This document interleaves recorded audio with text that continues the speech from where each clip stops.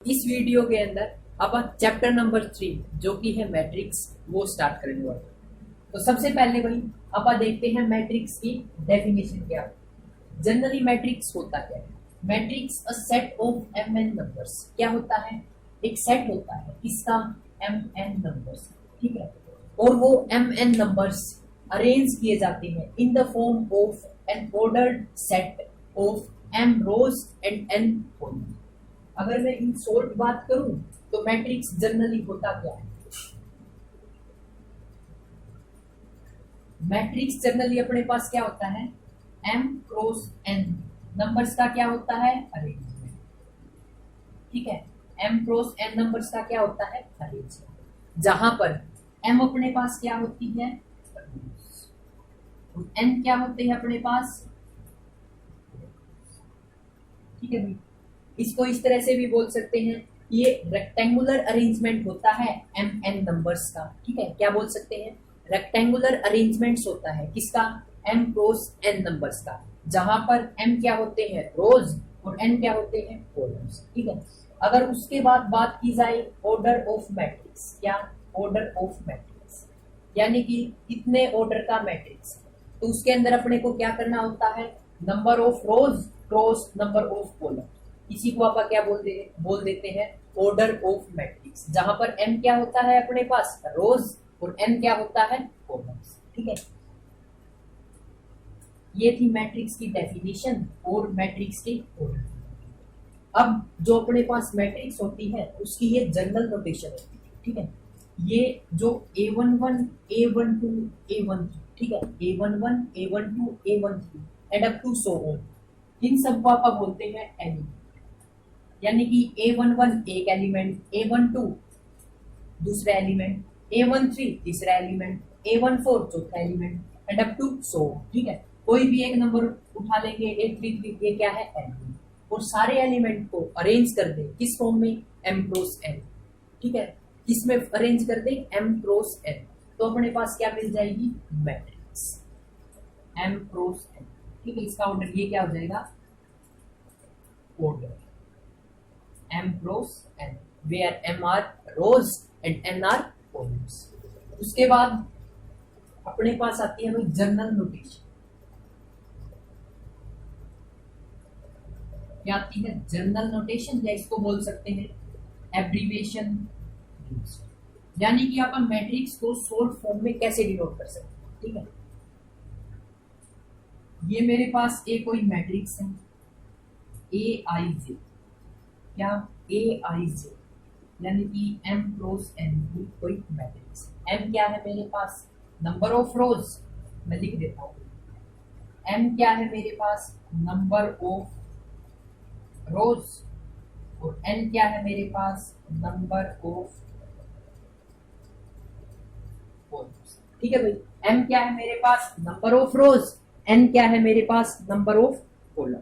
तो मैंने कोई मैट्रिक्स ले ली A, जो कि है A equal to Aij M cross, जहां पर I डिनोट कर रहा है, I डिनोट्स रो, और J डिनोट कर रहा है भाई मेरे पास कॉलम। यहाँ पर जो I है वो डिनोट कर रहा है रो, और जो J है वो डिनोट कर रहा है कॉलम। अब बात आती है M और N डिनोट करते हैं रोज और कॉलम को, तो ये I और J क्या? तो मैं आपको बता दूं, जो M है वो किसको डिनोट करता है? नंबर ऑफ रोज को, ठीक है। किसको डिनोट करता है? नंबर ऑफ रोज को।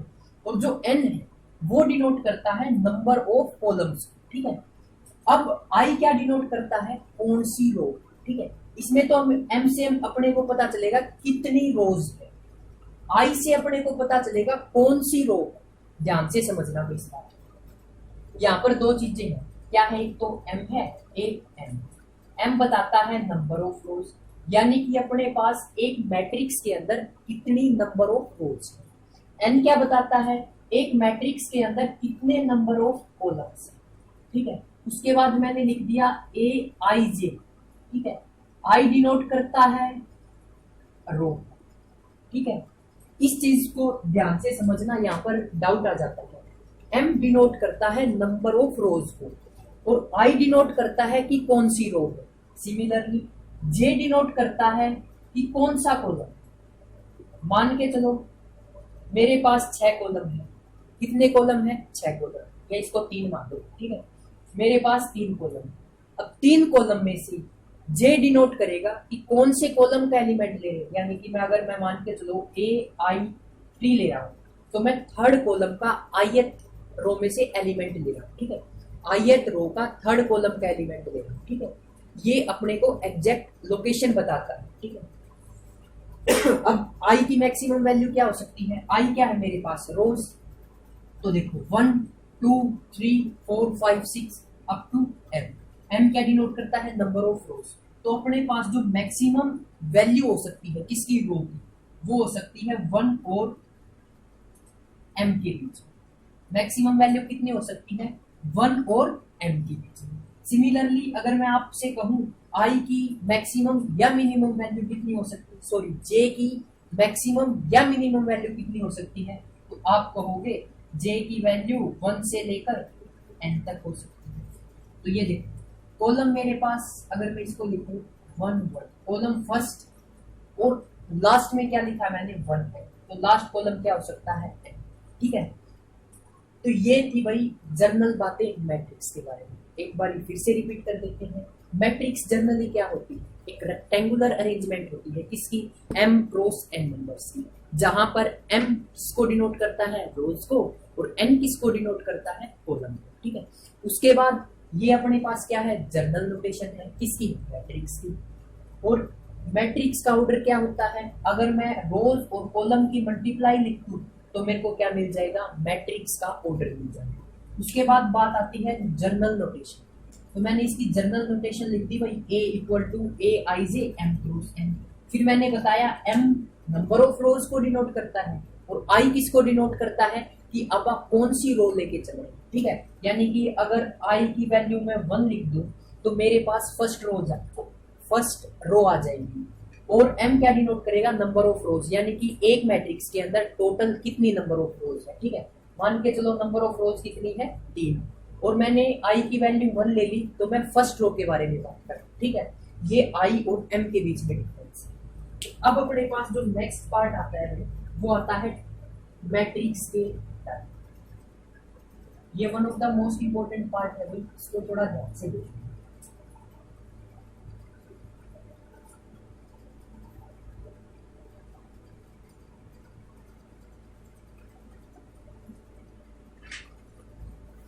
तो नेक्स्ट जो अपने पास पार्ट आता है भाई वो आता है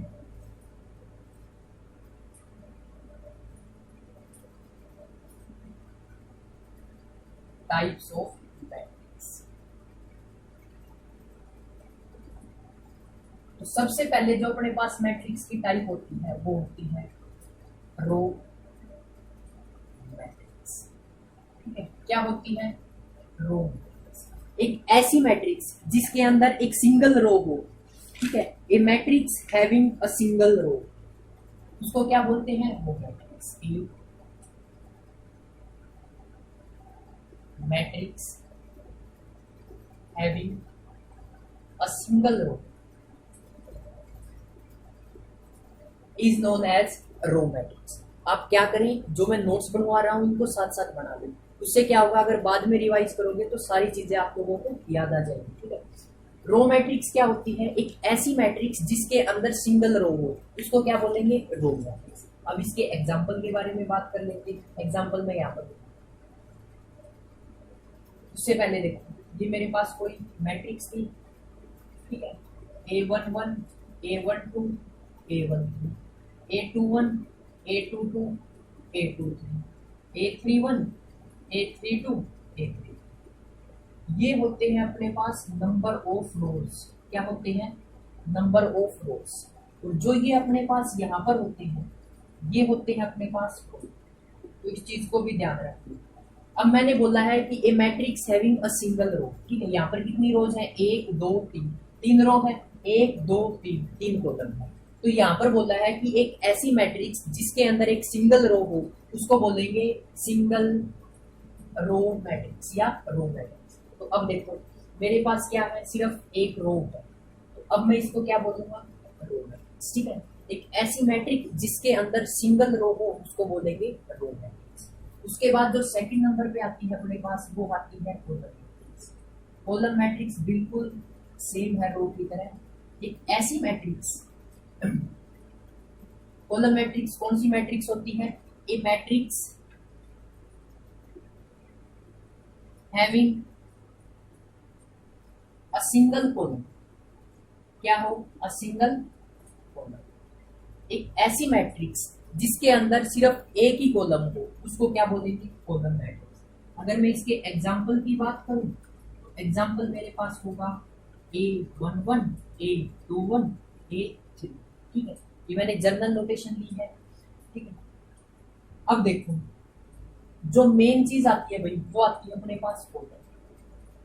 ऑर्डर के लिए आप लोगों को एक चीज ध्यान में रखनी है, क्या, ऑर्डर को लिखते हैं m क्रॉस n, जहां पर m क्या होती है मेरे पास, रोज, यानी कि इसको बोलते हैं नंबर ऑफ रोज, और n क्या होते हैं मेरे पास, नंबर ऑफ कॉलम। तो अब यहां पर देखो, ठीक है, अब इन दोनों के ऑर्डर के बारे में बात करते हैं। तो मेरे को लिखना है m क्रॉस n। तो अब आप बात कर रहे हैं रो मैट्रिक्स के बारे में। रो मैट्रिक्स कौन सी मैट्रिक्स होती है, जिसके अंदर एक सिंगल रो होती है। तो मेरे पास नंबर ऑफ रोज कितनी हो जाएगी, 1। तो इसका ऑर्डर क्या हो जाएगा भाई, 1 क्रॉस n। इसका ऑर्डर हो जाएगा रो मैट्रिक्स। ये क्या हो गया, अब देखो सिमिलरली अगर मैं कॉलम मैट्रिक्स की बात कर रहा हूं, लिखो इसको m क्रॉस n। अब मैं बात कर रहा हूं किसकी, कॉलम मैट्रिक्स की। तो कॉलम मैट्रिक्स की पहचान क्या होती है, उसके अंदर सिर्फ एक कॉलम होता है, यानी कि नंबर ऑफ कॉलम्स क्या होंगे, 1। तो मेरे पास कॉलम मैट्रिक्स का ऑर्डर क्या आ गया, m क्रॉस 1। ये किसका ऑर्डर आ गया भाई, ये आ गया मेरे पास कॉलम मैट्रिक्स का ऑर्डर। ठीक है, अब बात करते हैं थर्ड टाइप के बारे में, जो कि इंपॉर्टेंट है और जिसका बहुत बार यूज होता है।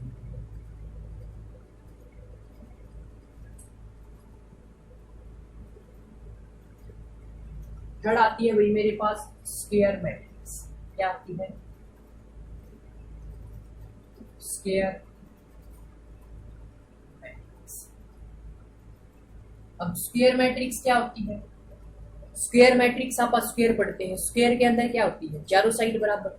इसी तरह से जो अपने पास स्क्वायर मैट्रिक्स होती है, ये मैट्रिक्स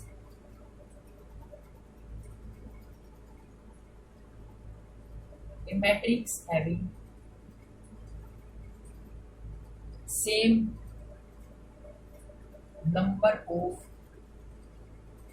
रोज एंड कॉलम। ठीक है, एक ऐसी मैट्रिक्स जिसके अंदर नंबर ऑफ रोज और नंबर ऑफ कॉलम्स क्या हो, सेम हो। उसके अलावा इसको ऐसे भी लिख सकते हैं, ए matrix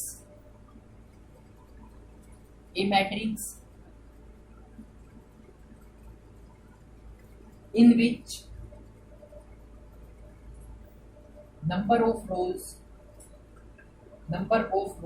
is equal to number of columns।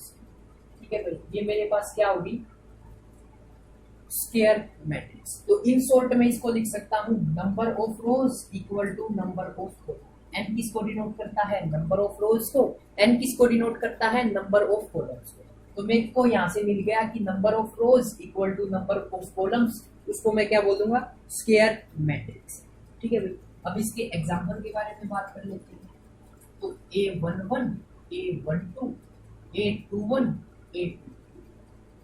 अब इसके अंदर देखो, A तो 2 रोज हैं, क्रॉस n क्या होता है, नंबर ऑफ कॉलम्स, तो 1 2 क्रॉस 2 की मेरे पास कोई मैट्रिक्स है, यानी कि इसके क्या है, नंबर ऑफ रोज और नंबर ऑफ कॉलम क्या है, सेम है। तो आप इसको क्या बोल सकते हैं, स्क्वायर मैट्रिक्स। अब एक एग्जांपल और देखो, 1 2 3 4 5 6 7 8 9। अब इसके अंदर देखो, 1 2 और 3, रोज कितनी है, 3। ठीक है, कॉलम्स कितने हैं मेरे पास, 1 2 3, 3 रोज 3 कॉलम। ऑर्डर क्या हो गया, 3 क्रॉस 3 की मैट्रिक्स है। और नंबर ऑफ रोज और नंबर ऑफ कॉलम सेम हो तो आप उसको बोल सकते हैं स्क्वायर मैट्रिक्स। ठीक है भाई, ये थी मेरे पास क्या, स्क्वायर मैट्रिक्स। अब उसके बाद आती है भाई रेक्टेंगुलर मैट्रिक्स। रेक्टेंगुलर मैट्रिक्स, अब रेक्टेंगुलर मैट्रिक्स की डेफिनेशन क्या होती है? एक्चुअल में रेक्टेंगुलर होता क्या है? जिसकी अपोजिट साइड्स क्या होती हैं? इक्वल होती है। तो इस डेफिनेशन को लिख सकते हैं, ए matrix in which number of rows is not equal to number of columns। ठीक है भाई, क्या एक ऐसी मैट्रिक्स जिसके अंदर नंबर ऑफ रोज और नंबर ऑफ कॉलम्स क्या हो?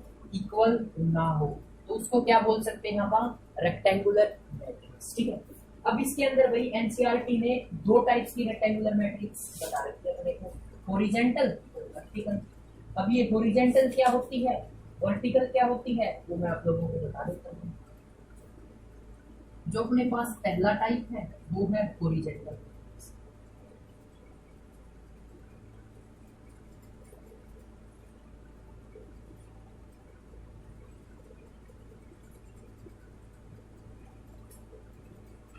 दो चीजें होती है भाई, एक तो हॉरिजॉन्टल होती है, एक वर्टिकल होती है।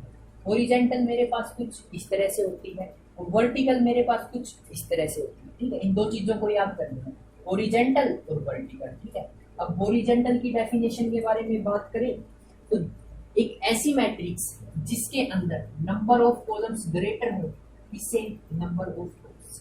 तो डेफिनेशन लिख लो अगर लिखनी है, matrix of order m into n, a matrix of order m cross n is known as a matrix of order m cross n is known as horizontal matrix if number of columns are greater than number of rows। ठीक है भाई, ये मैंने general notation लिख दी क्या, कि जो मेरे पास नंबर ऑफ कॉलम्स है वो किससे ज्यादा है? नंबर ऑफ रोज। तो मेरे पास कौन सी मैट्रिक्स बनेगी?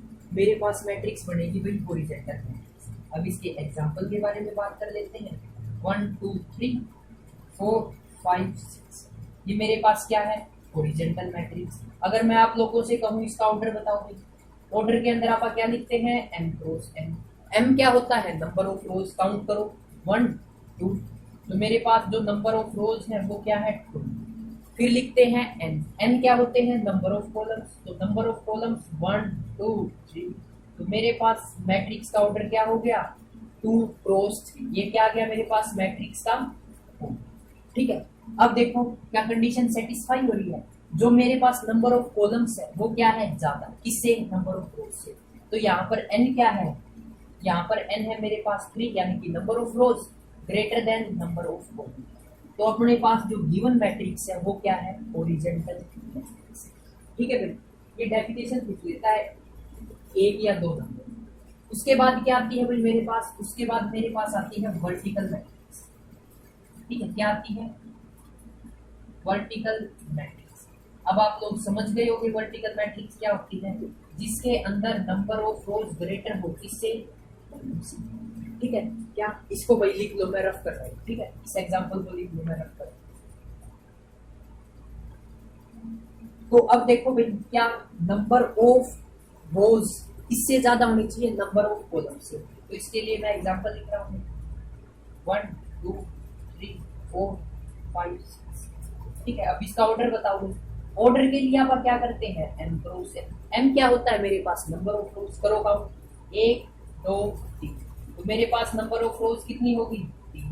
n क्या होते हैं? Number of columns. कॉलम्स कितने हैं? 1 2, तो नंबर ऑफ कॉलम्स हो गए मेरे पास 2। तो ये मेरे पास मैट्रिक्स का ऑर्डर क्या आ गया? 3 क्रॉस 2 की 3 क्रॉस 2 का 3 क्रॉस 2 की क्या आ गई मेरे पास? मैट्रिक्स आ गई। और इसका ऑर्डर क्या आ गया? 3 क्रॉस 2। तो अब सेट चेक करके देखो या क्या ये वर्टिकल मैट्रिक्स है? तो उसके लिए नंबर ऑफ रोज यानी कि m क्या है? 3, नंबर ऑफ कॉलम्स क्या है? 2, तो 3 ग्रेटर देन 2, तो मेरे पास क्या आ गई? Vertical matrix. ठीक है भाई, ये मेरे पास क्या होगी? Vertical matrix. इसको लिख लो भाई, रफ कर रहा हूं।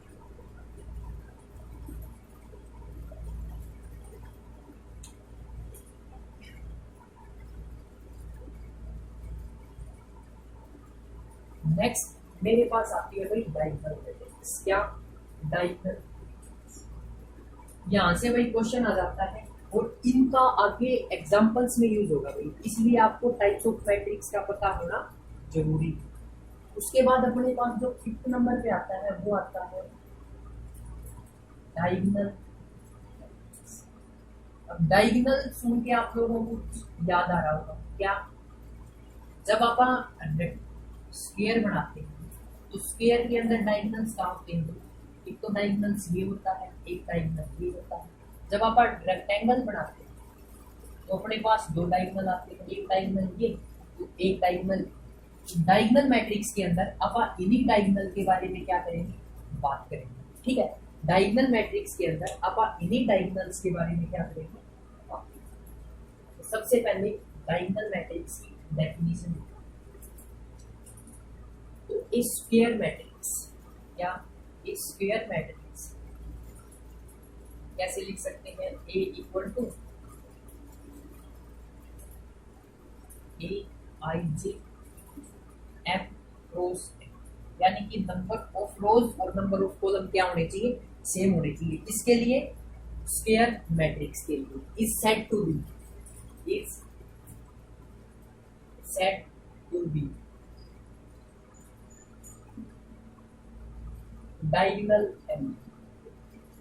is said to be diagonal matrix. It's said to be diagonal matrix if all its known diagonal elements are zero. मैं फिर से रिपीट करता हूँ, डायगोनल मैट्रिक्स कौन सी मैट्रिक्स होती है? ए स्क्वायर मैट्रिक्स। तो पहली कंडीशन क्या होती है? डायगोनल मैट्रिक्स होने के लिए उस मैट्रिक्स को स्क्वायर मैट्रिक्स होना जरूरी है। और स्क्वायर मैट्रिक्स के लिए कंडीशन क्या होती है? Number of rows equal to number of columns, ठीक है भाई। अब ये मैंने कोई मैट्रिक्स ले ली जिसमें नंबर ऑफ रोज और नंबर ऑफ कॉलम क्या है? इक्वल। इसको आप कुछ भी मान लो, जैसे 3 क्रॉस 3 की कोई मैट्रिक्स, ठीक है, अपनी मर्जी से मान लो। Is said to be diagonal matrix, ठीक है। एक स्क्वायर मैट्रिक्स को डायगोनल मैट्रिक्स आप तब कहेंगे जब उसके नॉन डायगोनल एलिमेंट्स क्या हो? जीरो। क्या एग्जांपल से समझते हैं। मैंने कोई मैट्रिक्स ले ली A11 A12 A12 A21 A22 A22 A31 A32 A3, ये मेरे पास क्या आ गई? Square matrix. अब इसके अंदर अपने पास दो डायगोनल्स हैं। पहला डायगोनल ये, दूसरा डायगोनल क्या है? दो डायगोनल, ठीक है।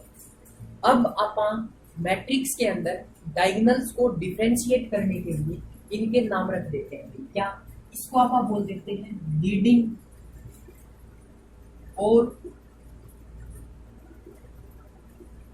Principal diagonal. क्या भाई? इस पॉइंट को लिख लो भाई। जनरली अपने पास एक स्क्वायर और रेक्टेंगल के अंदर दो दो डायगोनल होते हैं, ठीक है। अब मैट्रिक्स के अंदर दोनों डायगोनल को डिफरेंशिएट करने के लिए, यानी कि क्वेश्चन में दे दिया डायगोनल, तो अपन उससे क्या समझिए? उसी को डिफरेंशिएट करने के लिए इस डायगोनल के नाम रख दिया अपन ने लीडिंग डायगोनल और प्रिंसिपल डायगोनल, ठीक है। लीडिंग डायगोनल मिले तो ये है, प्रिंसिपल डायगोनल मिले तो ये है। अगर सिंपल डायगोनल की बात करता है बुक के अंदर या क्वेश्चन या एग्जाम्पल के अंदर एक डायगोनल के बारे में बात कर रहा है तो वो लीडिंग और प्रिंसिपल डायगोनल के बारे में बात कर रहा है, ठीक है। इस डायगोनल के बारे में कोई बात नहीं करता, ठीक है। ये आपको माइंड में रखना। क्या याद रखना है? जब भी डायगोनल की बात करें तो वो हमेशा किसकी बात करेगा? लीडिंग और प्रिंसिपल डायगोनल, ठीक है। इस पॉइंट को इंपॉर्टेंट करके अब देखो, एक ऐसी मैट्रिक्स, एक ऐसी स्क्वायर मैट्रिक्स, एक स्क्वायर मैट्रिक्स को तब डायगोनल मैट्रिक्स कह सकते हैं जब उसके non diagonal elements, non diagonal element से क्या समझे? आप जितने भी अपने पास डायगोनल एलिमेंट है उनको छोड़ो। तो ये देखो, ये मेरे पास क्या होगी? डायगोनल, ठीक है। फिर से डेफिनेशन पढ़ रहा हूं, ध्यान से सुनना। A square matrix is said to be diagonal matrix. If all its non diagonal elements are zero. तो ये मेरे पास क्या हो गए diagonal elements. Non diagonal elements कौन से हैं, ये हो गया, ये हो गया, ये हो गया, ये भी ये क्या है नॉन डायगोनल एलिमेंट्स। तो ये मेरे पास क्या होने चाहिए जीरो। तभी आप किसी मैट्रिक्स को क्या बोलेंगे, तभी आप किसी मैट्रिक्स को क्या बोलेंगे नॉन डायगोनल एलिमेंट्स। ठीक है, और इसको क्या बोलते हैं लीडिंग और प्रिंसिपल डायगोनल, लीडिंग और प्रिंसिपल डायगोनल। ठीक है भाई, अब इसकी भी शॉर्ट फॉर्म है या जनरल नोटेशन के बारे में बात करें तो आप तो देखो मेरे पास एक मैट्रिक्स है ए आई, इसका ऑर्डर है n क्रॉस, ठीक है, is said to be diagonal matrix, it's said to be diagonal matrix if it's said to be diagonal matrix if aij equal to 0 for all I not equal to 0। तो इससे आप क्या समझे या क्या नहीं समझे, जो समझ गए अच्छी बात, जो नहीं समझे उनको मैं समझा। तो देखो ये अपने पास शॉर्ट फॉर्म, अगर पेपर के अंदर इस डेफिनेशन की बजाय आप ये डेफिनेशन लिखोगे ना तो एग्जामिनर आपके नंबर काट ही नहीं सकता। क्यों नहीं काट सकता वो भी मैं आप लोगों को बताऊंगा। ठीक है, तो ये देखो A equal to A I J M cross N कोई मैट्रिक्स है। ठीक है, ये मेरे पास क्या है कोई मैट्रिक्स। इस मैट्रिक्स को अपन डायगोनल मैट्रिक्स कब कहेंगे, इफ ए आई जे, अब ए आई जे मेरे पास क्या है कोई भी एलिमेंट है। ठीक है, जहां पर आई कोई एक रो को डिफाइन कर रहा है, जे कोई एक रो को एक कॉलम को डिनोट कर रहा है। फिर से देखो आई क्या कर रहा है कोई एक रो को बता रहा है डिनोट कर रहा है, और जे क्या कर रहा है कोई एक कॉलम को डिनोट कर रहा है। ठीक है, अब मैंने लिख दिया ए आई जे इक्वल टू 0, इसके लिए for all I not equal to 0, यानी कि जो मेरे पास रोज हैं और कॉलम के एलिमेंट है। ठीक है, रो का एलिमेंट और कॉलम का एलिमेंट क्या नहीं होने चाहिए इक्वल होने चाहिए। अब वो इक्वल कहाँ है देखो, आई इक्वल टू जे कहाँ है देखो, ए 1 पे इक्वल है, ए 1 2 पे इक्वल है, ए 3 पे इक्वल है, बाकी सारी जगह है आई नॉट इक्वल टू क्या है जे। तो यहाँ पर एलिमेंट की बात करूं तो मैं ये क्या होगा A1, ये देखो नॉट इक्वल है I not equal to J, A13 I not equal to J, A21 I not equal to J, A23 I not equal to J, A31 I not equal to J, A32 I not equal to J. तो ये मेरे पास क्या होती है भाई short form होती है किसकी डायगोनल मैट्रिक्स। अब अपने पास जो नेक्स्ट टाइप आती है वो आती है स्केलर मैट्रिक्स।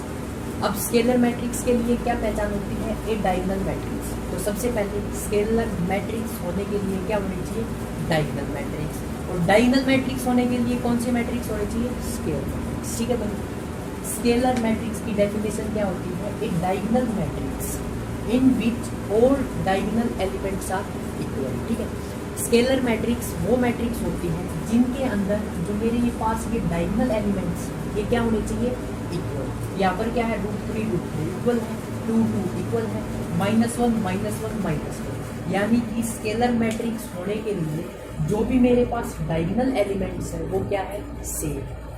अब मैं बात कर लेता हूँ इसकी जनरल नोटेशन के बारे में। तो A equal to A I J M cross N क्या है इसका ऑर्डर, जहां पर n क्या है नंबर ऑफ रोज, n क्या है number of columns, is called scalar matrix. कब कहेंगे आप इसको scalar matrix if A I J equal to 0 for all I not equal to J. उसके बाद यहाँ तक मैं आपको डायगोनल मैट्रिक्स में बता चुका हूँ। अब ए आई जे इक्वल टू के, अब के क्या है यहाँ पर कोई भी कांस्टेंट, क्या है कोई भी कांस्टेंट जिसकी वैल्यू कुछ भी हो सकती है 1 2 3 √3 -1। ठीक है, और ए I J equal to K और for all I equal to J. अब इसका मतलब क्या है देखो आई इक्वल टू जे कहाँ है A11 पर है, A22 पर है, A33 पर है। तो ये बोल रहा है कि ए आई जे की वैल्यू के पे इक्वल हो, ठीक है। कहाँ पर, जब ये तीनों यानी कि नंबर ऑफ आई क्या है डिनोट्स रो और जे क्या करता है डिनोट्स कॉलम, जब रोज और कॉलम क्या होंगे इक्वल, ठीक है। कांस्टेंट मतलब कुछ भी हो सकती है, जैसे यहाँ पर एग्जांपल से सकता है। उसके बाद आती है यूनिट मैट्रिक्स। क्या आती है यूनिट मैट्रिक्स, या इसको बोलते हैं आइडेंटिटी मैट्रिक्स। लिख लेना भाई इसको एक लाइन में, यूनिट या identity. A diagonal matrix in which all diagonal elements are equal to, इसके बाद हो गई आर इक्वल टू, ठीक है। एक ऐसी मैट्रिक्स, यूनिट और आइडेंटिटी मैट्रिक्स कौन सी मैट्रिक्स होती है, वो मैट्रिक्स जिसके अंदर जो डायगोनल एलिमेंट्स होते हैं उनकी वैल्यू क्या होनी चाहिए, 1 होनी चाहिए। यहाँ पर कंडीशन आ गई, यूनिट या आइडेंटिटी मैट्रिक्स वही होगी जिसके अंदर जो डायगोनल एलिमेंट्स है वो क्या हो 1, ठीक है। ये क्या होने चाहिए भाई 1 होने चाहिए, ठीक। अब इसकी जनरल नोटेशन के बारे में बात करें तो A I J M cross N is called unit और identity matrix if a I j equal to 0 for all I not equal to j। अब इसका मतलब क्या है, जो मेरे नॉन डायगोनल एलिमेंट्स है वो क्या है 0। उसके बाद a I j equal to, यानी कि जहां पर रोज और कॉलम सेम है, यानी कि a11 a22 a33, जहां पर रोज और कॉलम क्या है सेम है, वहां पर जो वैल्यू है वो क्या होनी चाहिए 1 होनी चाहिए, तभी आप किसी मैट्रिक्स को क्या कहेंगे यूनिट या आइडेंटिटी, ठीक है भाई। उसके बाद मेरे पास आती है भाई जीरो और नल मैट्रिक्स। क्या आती है जीरो और नल मैट्रिक्स। अब जीरो और नल मैट्रिक्स क्या होती है, एक ऐसी मैट्रिक्स जिसके सारे एलिमेंट क्या हो 0 0। ये कौन से ऑर्डर की है 2 क्रॉस 2 की। अगर मैं 3 क्रॉस 3 की लूं तो मेरे पास ये क्या आ जाएगी 3 क्रॉस 3 ऑर्डर, यानी कि एक ऐसी मैट्रिक्स जिसके जो एलिमेंट्स है, जितने भी एलिमेंट है वो क्या हो 0, उसको बोलते हैं जीरो या नल मैट्रिक्स। उसके बाद जो अपने पास आती है वो आती है ट्रायंगुलर मैट्रिक्स। क्या आती है ट्रायंगुलर ट्रायंगुलर। अब इस मैट्रिक्स को भाई 2 पार्ट्स में बांटा गया है। क्या, एक तो अपने पास है भाई अपर ट्रायंगुलर, ठीक है, एक मेरे पास है भाई लोअर ट्रायंगुलर। एक है अपर ट्रायंगुलर, एक है लोअर ट्रायंगुलर। ए स्फीयर मैट्रिक्स। अब अपर ट्रायंगुलर होने के लिए क्या कंडीशन है, सबसे पहले ट्रायंगल मैट्रिक्स होने के लिए क्या कंडीशन है, अपने पास स्क्वायर मैट्रिक्स होनी चाहिए, ठीक है भाई। इस square matrix is called upper triangular. UT लिख रहा हूं, इसका मतलब है upper triangular matrix if I J equal to 0 for all I greater than J, ठीक है। अब इसका मतलब क्या है वो भी मैं आप लोगों को समझा देता हूँ।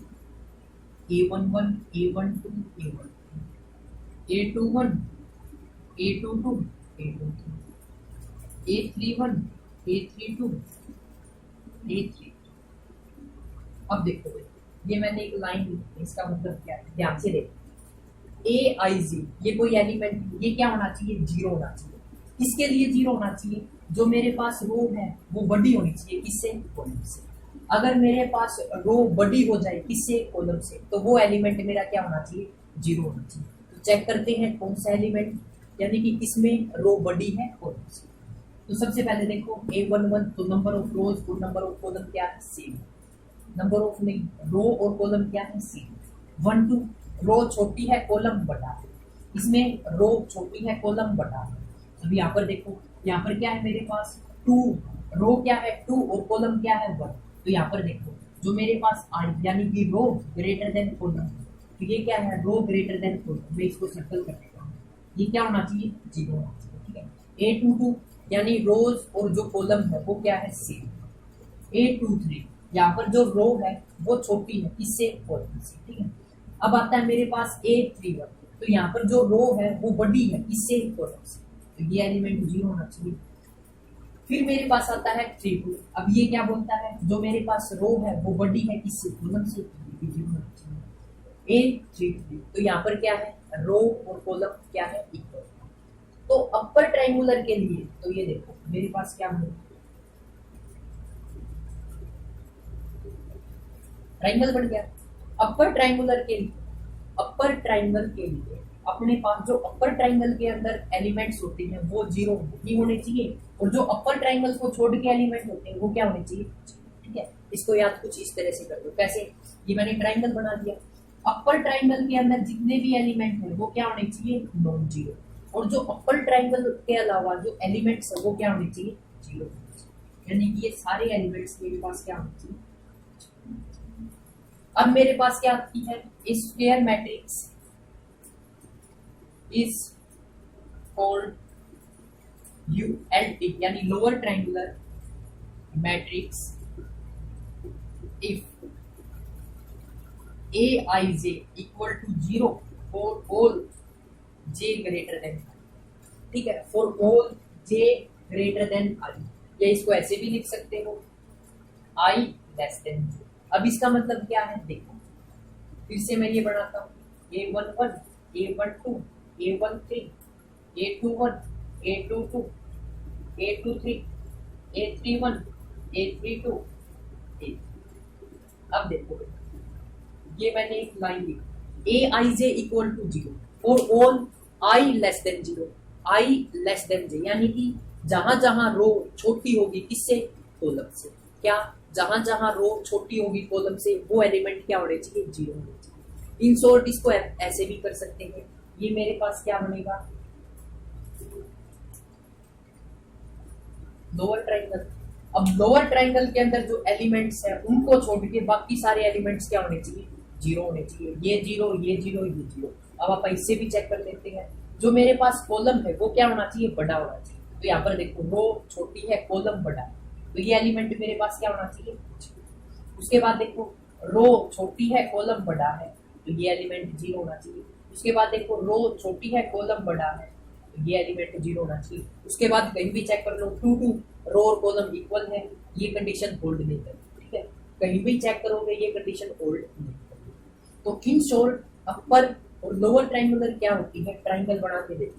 अपर ट्रायंगल के अंदर अपर के अंदर एलिमेंट्स होने चाहिए, और अपर ट्रायंगल के अलावा जो भी एलिमेंट्स है वो क्या होने चाहिए, लोअर ट्रायंगुलर के अंदर अपने पास क्या होना चाहिए, लोअर ट्रायंगुलर को छोड़ के जो भी अदर एलिमेंट है वो क्या होंगे, 0। तो ये होता है भाई अपने पास लोअर और अपर ट्रायंगुलर।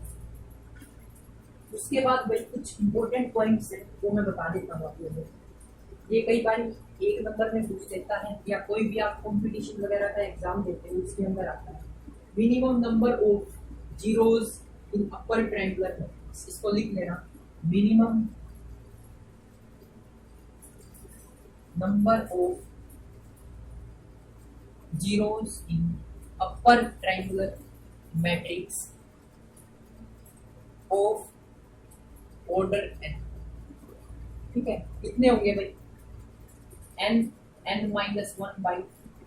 ठीक है, इसको चेक करके देखते हो, मेरे पास एक अपर ट्रायंगुलर के अंदर स्क्वायर मैट्रिक्स होनी जरूरी है, तो मेरे पास जो स्क्वायर मैट्रिक्स है उसका ऑर्डर है मेरे पास 3 × 3।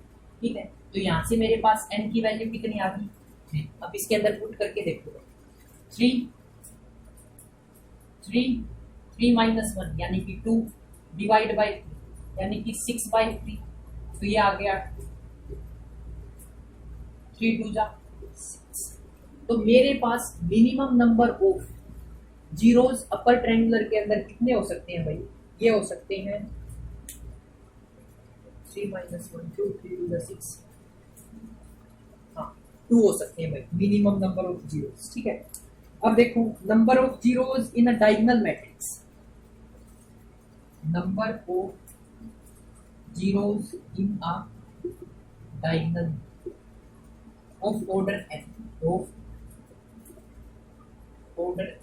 तो ये कितने हो सकते हैं भाई, ये हो सकते हैं n × n-।